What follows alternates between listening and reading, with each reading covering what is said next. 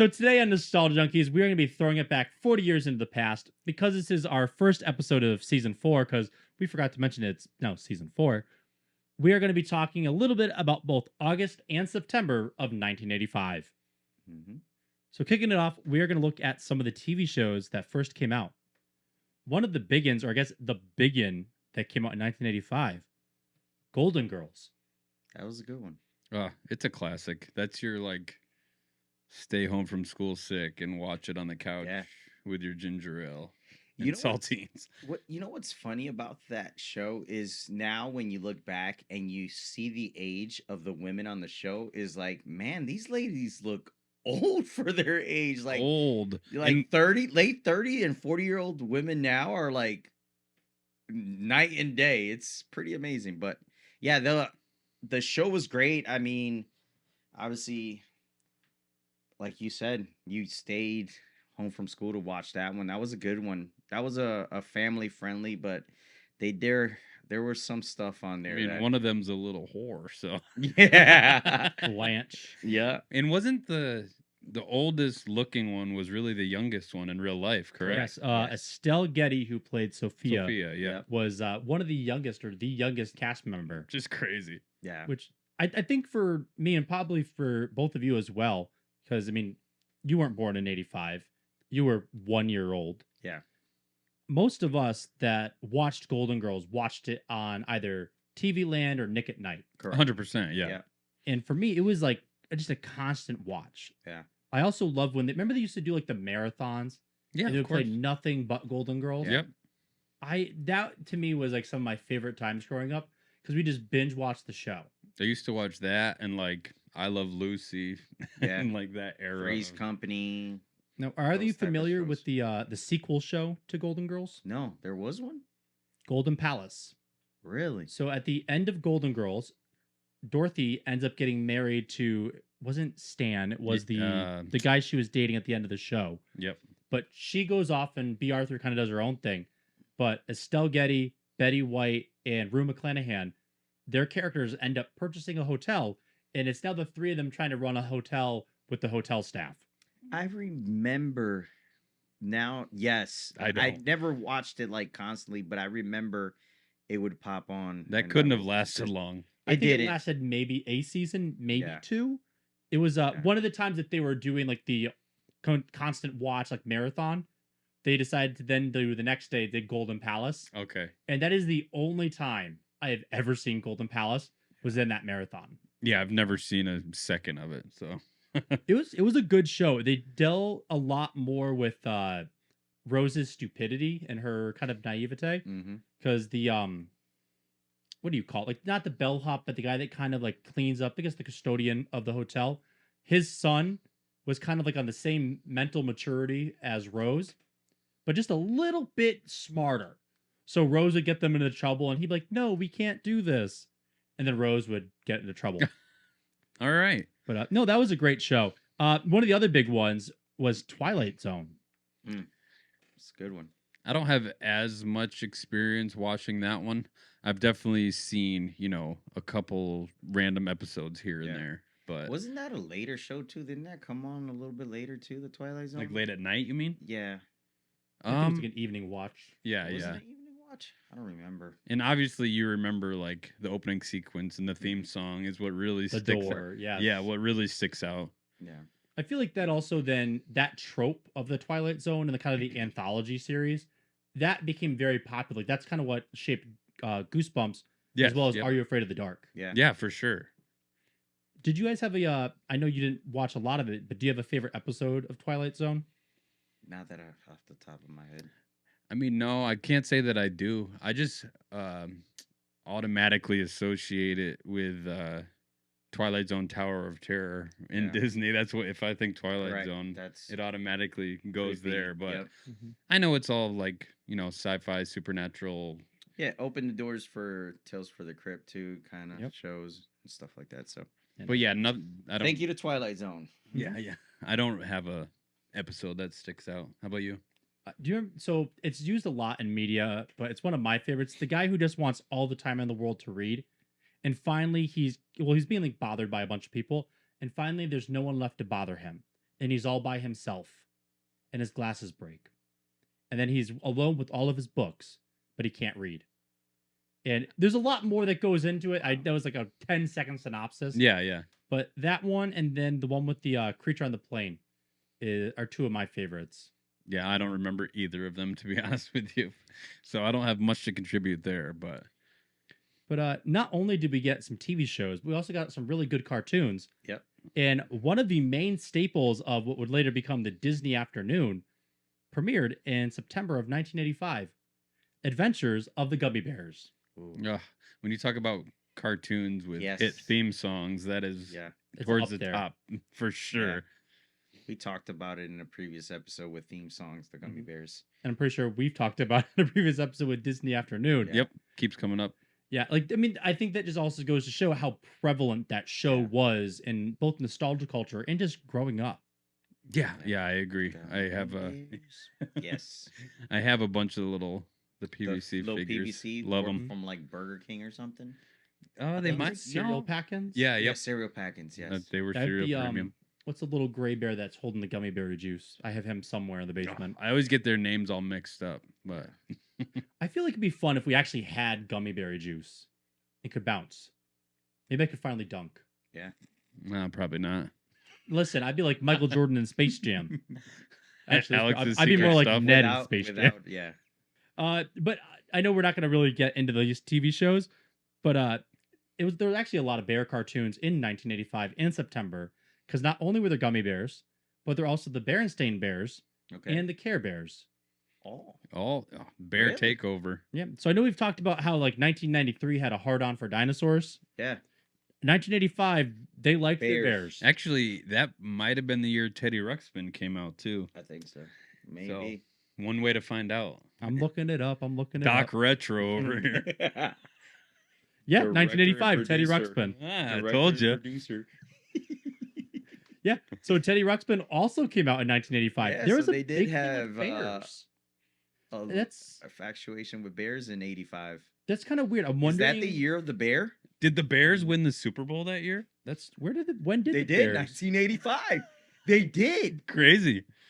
That season in it's 85. It's the Super Bowl was held in February, but it was the 85 season. It was actually January 26th. It was January 26th. Okay, but it's still 85 Bears. That's wild. The fact that you just have that off the top of your head. Wasn't that that was Super Bowl Shuffle year, right? Yes. Yeah. Wow. What is up with Bears? The Bears. Interesting. That is. It's all tied together. Bears. That's where I would understand like the push for the bear properties if they won the Super Bowl the year before. Correct. What happened? I don't know. Why did everyone have to do bears? a deeper dive into this? Yeah. This might be a topic that we revisit next episode. Man, was it the year of the bear? There's not a bear on the Chinese zodiac. Maybe, you never know. He's like, no, we know. Buddy, have you not been to a Chinese restaurant? Panda bears. Panda bears. Yeah, it's Panda Kitchen Bear. What's your zodiac sign? Panda Bear. Panda Bear. Come on. Oh my gosh. Have you seen Kung Fu Panda, man? Yogi Bear, Smokey the Bear. Okay, this was a conversation that came up at work today. This is not our showdown segment anymore, but you brought up Kung Fu Panda. Who would win in a fight? Tai Lung from Kung Fu Panda, the Snow Leopard, or the Teenage Mutant Ninja Turtles? Who would win in a fight? Like the four versus of them? 1? 4 versus 1. I'm going with the Turtles. I'm guessing Alex going with the... I kind of plead the fifth on this one because I really think it depends on which version you're talking about. Which version of Turtles? Which version of Turtles? If you're talking about the OG cartoon Turtles, they're getting their butts handed to them. If you're talking about the brand new Turtles that just came out, they're also getting their butts handed to them. If you're talking about Michael Bay Turtles... I never talk about the Michael Bay Turtles. Yeah, I talk about the Michael Bay Turtles. They don't exist. Dude, Raphael was a beast. Okay. Those are the dumbest iteration of the Turtles. Yeah. Nope. Don't even make sense. Well, the stupid fat-legged Nintendo or Nickelodeon ones are the dumbest ones. What about the Saban Turtles? Oh, God. Yeah. No, but that was a question that came up at work today, and it was a very long debate. The best part, I wasn't even a part of it. The kids brought that up? No, teachers. Really? Teachers brought that up. Interesting.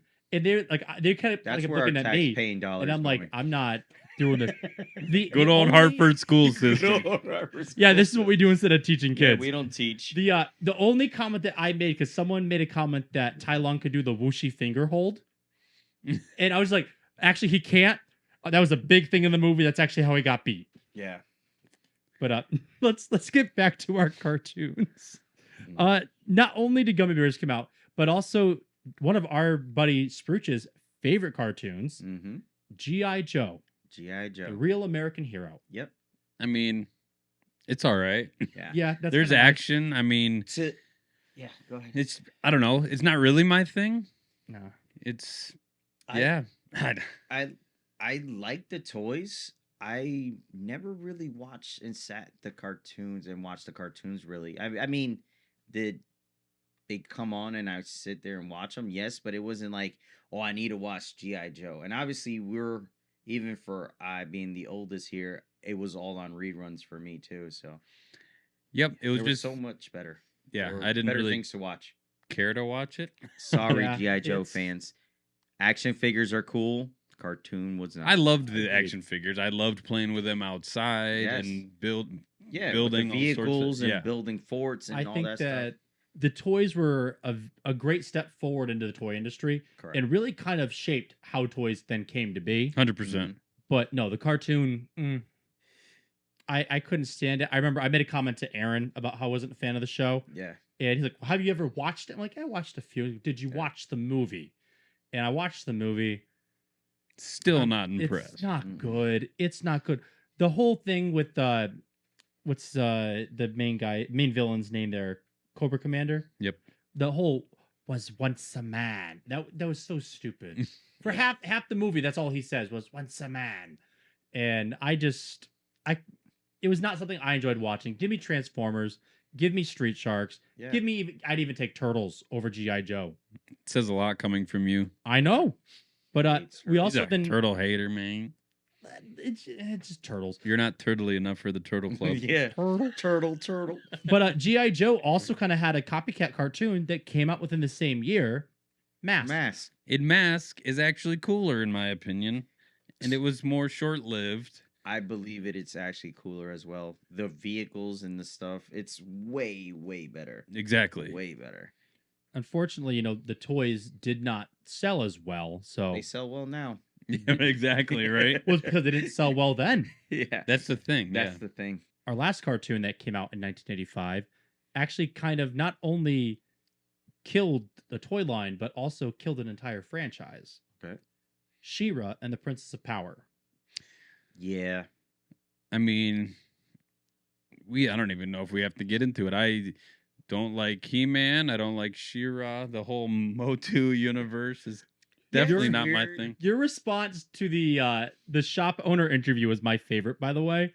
So if you don't follow us on Instagram, whether it's Cruz and Retro Junk, the Doc Retro, we did a series where we interviewed toy and shop owners across the country, and I asked them, if someone came into the shop with $20, what do you want them to buy? I was gonna bring this up because my answer was Motu, Masters of the Universe, get it all out of here. Yeah. And every other person's answer was positive, like, oh, something that makes them happy from their childhood. And I'm like, nah, just get all that crap out of here. It was so funny.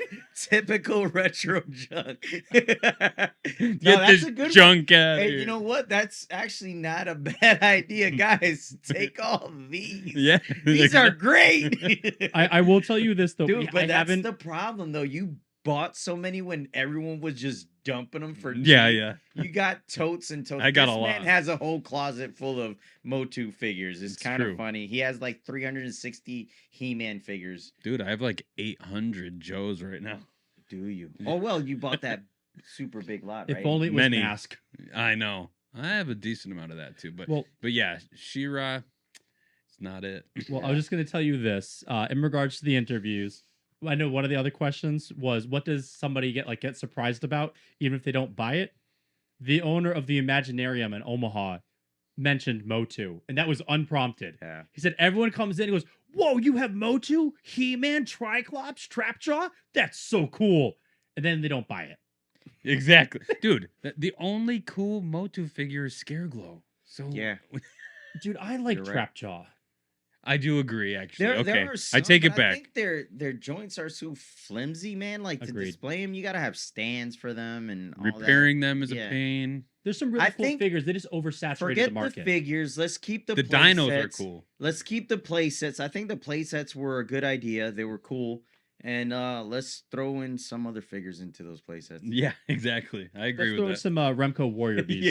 yeah, exactly. But yeah, so like we don't really need to get into She-Ra. If you've watched any documentary about Motu or Correct. Princess of Power, you kind of know that girls are playing with Motu. Mattel wanted to capitalize on the toy market, so they introduced their female version of He-Man, which they wanted girls to play with because the girls were playing with the Master of the Universe figures. All of a sudden, the boys no longer wanted to play with it. The girls no longer wanted to play with it, and the toy line went down. Mm-hmm. As still lives down there by itself. As Roger Sweet would say, bong. But not only do we have TV shows, but obviously movies were coming out because it was August and September. Great movies. And one of the first big movies Cruz is going to talk about. So Real Genius came out in '85. And obviously the biggest actor in the movie is Val Kilmer. Come on. It was a bunch of college kids. Gabe Jarrett played I forget the kid's name in the movie, but he played the freshman in the movie. And there was either a competition or a project that the college kids were working on. It was building lasers. And throughout the movie, they're trying to figure it out. And then they find out that the government is actually using them to build military weapon. They were going to use it as a weapon. So, you know, in teen 80s, you know, movie form, they decide to fight against the adults and create mass chaos. But yeah, it was a good movie. Like I said, Val Kilmer, great. If you haven't watched it, I think I watched it recently, and it really doesn't hold up to what I remember when I was a kid. A lot of them don't. But I mean, it's an interesting movie. That's what I can say about it. Nothing really special. Yep. That's one that I haven't seen, so I'll definitely watch it just to say that I did. But yeah. Do you want to talk about our next movie, Brandon? Yeah, so this is a movie that my cousins and I watched almost every time we were at each other's house, and that would be Pee-wee's Big Adventure. As a kid, how can you not love it? I mean, from the beginning sequence of him imagining himself in a bike race, he wakes up, he has this elaborate machine that makes his breakfast, oversized utensils. Everything is just hilarious. Yes. But obviously, the whole premise of the movie, he has this gorgeous bike that is the love of his life. He locks it up outside a bike shop, and when he comes out, it's gone. He is distraught. And essentially the whole rest of the movie is him on this wacky adventure with a crazy cast of characters that he meets along the way, from Large Marge, the truck driver, to the convict that he gets through the checkpoint with by dressing as a girl. He has a crazy chase scene through movie sets. He saves a bunch of animals from a fire in a pet shop. It's just nonstop ridiculous action. And honestly, we couldn't get enough of it. It's so dumb and so dumb, but good. And I think it still holds up, right? Like it's that movie holds up. It holds up, and I think it's the first movie of its kind, and I think it helped like the Ace Ventura movies and like movies like that come afterwards in the 90s. I think they took a lot of inspiration from Pee-wee's craziness in the movie. And without Pee-wee, I don't think we have a lot of these other crazy movies that came out afterwards. Harold and Kumar Go to White Castle. Definitely agree with that. And I just love how at the end it's them watching the movie of his adventure in the drive-in. It's so good. It's been far too long since I've seen that. Yeah. As I talked with you, it's been like I think decades. Actually, no, you had it on the shop one day. You might have seen like 15 minutes of it, but I don't think so. I was never. Oh, I do. I'm gonna have to gift it to you. I have several copies. Please don't. I get it. Pee-wee. Hey, remember when we tell you to watch a movie? Listen, I've seen this movie before, but it's decades ago. You can't even. Decades ago. Yeah, I will say, like, I remember talking about not enjoying Pee-wee quite recently, and apparently I got called out by family because apparently I watched it religiously growing up, and I do not block that out. Remember that? I don't remember watching it at all. Okay. Well, I remember like having seen it. Yeah, but like, not like I need to get. I remember like needing to get Street Sharks tapes from the library. Like, I don't remember needing to get Pee-wee. I understand. I mean, I loved Pee-wee's Big Adventure. I wasn't as big a fan of like Pee-wee's Playhouse. That was much more weird and like it wasn't my thing. But I think we were older too at the time. Not old, but I think we were kind of phasing out of those like regular TV shows at the time. Yeah. But our last movie is one of my favorite Michael J. Fox movies, Teen Wolf. Yes, great movie. So Michael J. Fox plays Scott Howard, 17-year-old wannabe basketball player, tries out for the team, doesn't make the team, then all of a sudden kind of becomes a wolf. We find out it's a family curse. Kind of becomes a wolf. Yeah, kind of. I mean, and ends up being a star basketball player. And I think this is the crazy part to me because it's like he's a werewolf and everyone kind of loves it. Yeah. Like they just automatically accept weird, right? He's popular. I think one of my favorite scenes is him riding on top of the van. Yeah. And the werewolf. And I'm like, wait, nobody's afraid of him. He's not hiding his wolf powers. Nope. Because I think originally his dad told him like, yep, this is a family curse. Like, you can't show anyone that you're a werewolf. He just had extreme puberty, man. He just got really hairy. All that facial hair. But I love that his friend Styles was like trying to like market it and make money off of him. Yeah. And he was totally in with it. Like, just give me a cut. Yeah, exactly. It was really fun. I think it's also crazy that it got a sequel, Teen Wolf 2 with Jason Bateman. Yeah. Which was basically the same exact movie. Yeah. But no, I mean, I like Teen Wolf. What's crazy is when this movie came out, this meant that Michael J. Fox had 2 blockbuster movies at the same time. Back to the Future. Back to the Future and Teen Wolf. Which I kind of dropped this piece of history with Brandon. Back to the Future, when it came out in early July, it was the top movie of the box office for 11 of 12 weeks. Only one movie took it out during its run.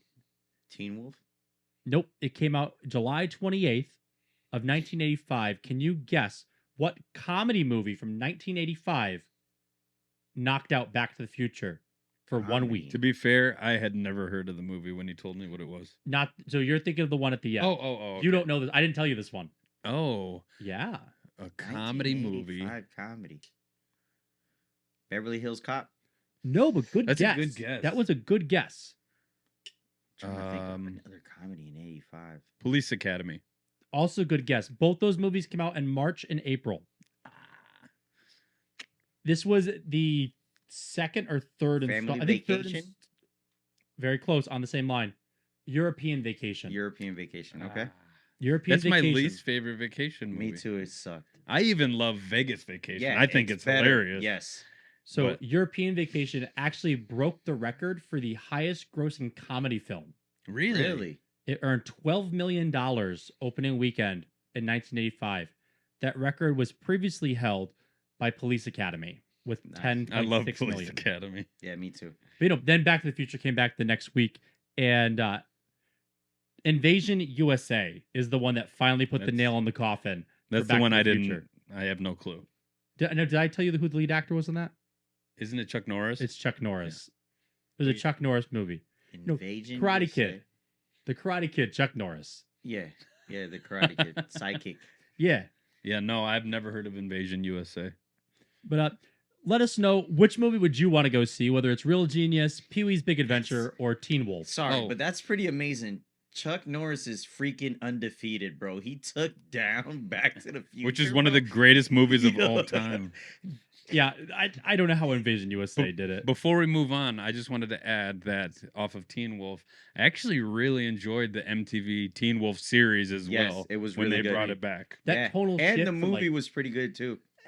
It was a good follow-up ending. I mean, it was years after. It wasn't bad. I just wish it was longer, I guess. Yes. It kind of didn't cover enough story. But it kind of gave you an ending though, because they left you on a cliffhanger at the end. But I kind of left on a cliffhanger too. Like they could still open the doors for more. Movie, or another show.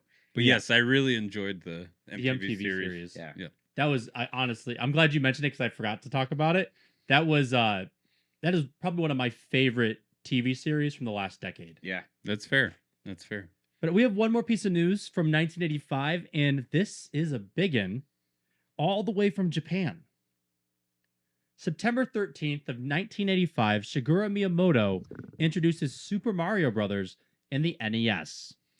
Huge. Huge. Groundbreaking, life-changing, world-changing. Yeah, I mean, we're not sitting here if it wasn't. I mean, it's really the trickle-down effect, the butterfly effect of Mario. Like, to really think Nintendo. That all of everything we talked about over the last season was pre-NES.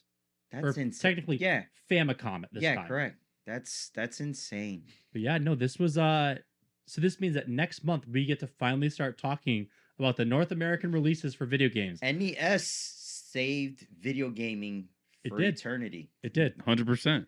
Yeah. Without NES, Atari E.T. almost killed it. Yeah, E.T. did kill Atari. Seriously. Yeah. That's wild. Wow, that's an amazing 85, September 13th. Yeah. Wow. Which is funny because we were at Retro World on September 13th. Yeah. And not a single person mentioned this. Yeah. Not a single person. Wild. Especially Riff, that's so that's his he loves thing. his Nintendo Riff, and his history. Russ, Dave. I know. I'm surprised no one mentioned this. Maybe it's because it was the Japanese release and not the North American release. You're probably right. But it just, this was the first introduction for a Super Mario Brothers game. Yeah. But what do you say we move on to our trivia? Yeah, let's do it.